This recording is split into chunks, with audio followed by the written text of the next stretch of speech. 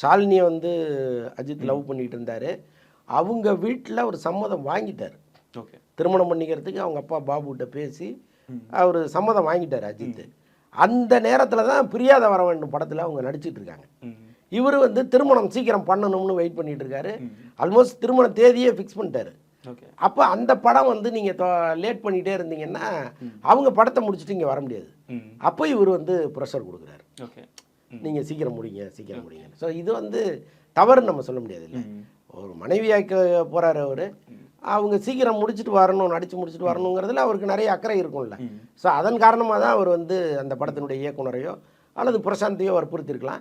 But அதில் ஒன்றும் தவறு இருக்கிறதா தெரியும். அதுக்கப்புறம் அதுலேயே இன்னொரு கேள்வியும் வருது, திருமணத்துக்கு அப்புறம் நடிக்கக்கூடாது அப்படின்ற முடிவு வந்து ஷாலினி அவர்களோட தான் இல்லை அஜித்குமார் அவர்களோட தான் அப்படின்ற ஒரு கொஸ்டினும் வைக்கப்படுறாங்க. இதில் என்ன சார்? இல்லை, எனக்கு தெரிஞ்சு அஜித் அந்த விஷயத்தை சொல்லியிருக்கலாம். என்ன அப்படின்னா, அப்போ நடந்தது தான்.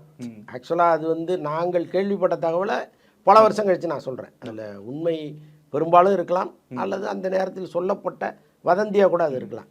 என்னென்னா, இந்த பாபு ஒரு ஷாலினியுடைய அப்பா வந்து இந்த திருமணத்துக்கு உடன்படல.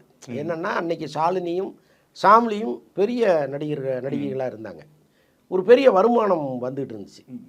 அப்போ இவங்க இன்னும் தொடர்ந்து 10 வருஷம் 20 வருஷம் நடிக்கணும்னு அவர் நினச்சிட்டு இருந்தார் அவங்க அப்பா.